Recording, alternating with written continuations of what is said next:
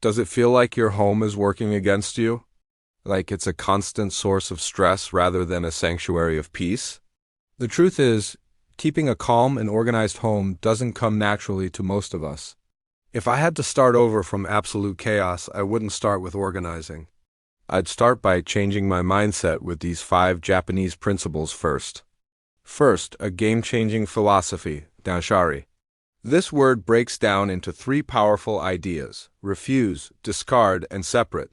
Understand that this concept is not just about things. It's about freeing yourself from the invisible weight you carry every day. Refuse means stopping unnecessary items from entering your life. Before accepting a freebie or making an impulse buy, consciously ask yourself, does this actually add value to my life? Discard is where you get rid of what no longer serves you. This is an act of kindness toward yourself. And separate is about detaching from the constant desire for more things. It's a true shift away from materialism toward happiness with what you already have. By practicing this principle, you're making room to focus on what is essential. And what is essential is rarely things. Next, let's talk about Oosouji, the big clean in Japan. This is a deep clean traditionally done at the end of the year. Its purpose extends well past the dust. It's a symbolic act to purify your home, sweep away the bad energies of the previous year, and welcome good fortune in the new one. Think of it as a total reset button for your home and your soul. Unlike your regular weekly cleaning, this is a top-to-bottom process that covers every nook and cranny. It's a time to address those areas you've been ignoring, fix what's broken, and truly cleanse your environment. By embracing the spirit of the big clean, you're intentionally leaving behind the old and starting fresh in a positive way. Our third principle is the brilliantly practical 5S method. These are 5 steps that create a natural, beautiful path through the chaos. Sort, set in order, shine, standardize, and sustain. First, sort. Go through all your things and get rid of anything unnecessary, broken, or duplicated. Next, set in order. Find a logical, permanent place for everything you decide to keep. Every object has its own home.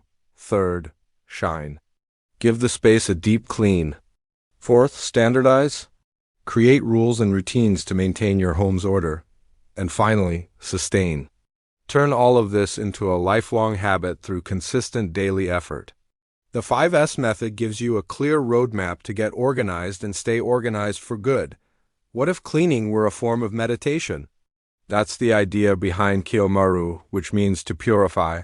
This mindset turns the act of cleaning into a conscious ritual of gratitude and respect.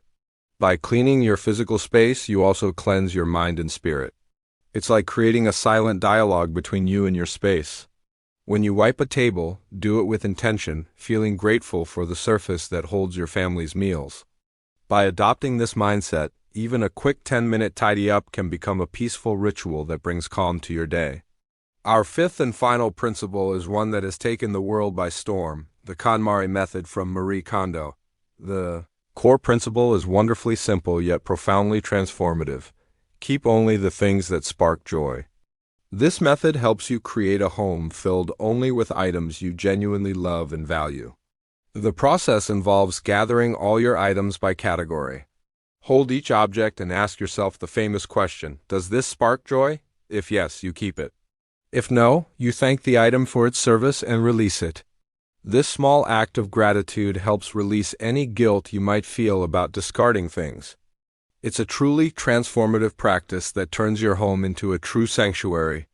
These 5 principles serve a purpose beyond turning your home into a Japanese museum. They're about discovering that simplicity is actually a form of generosity to yourself. You don't need to follow all of them at once. Choose one that resonates with you today. Just one. Notice how it changes your space and how you feel living in it. Because in the end, true organization is found in the peace we feel when we get home and know we have found our place in the world. The objects around us are secondary to this feeling. Each of these principles is a quiet invitation to live with more intention, more presence, more breath. To create not just a beautiful house, but a sanctuary where your soul can finally rest. And maybe, just maybe, as you tidy your physical space, you'll find you're also tidying something much deeper within yourself.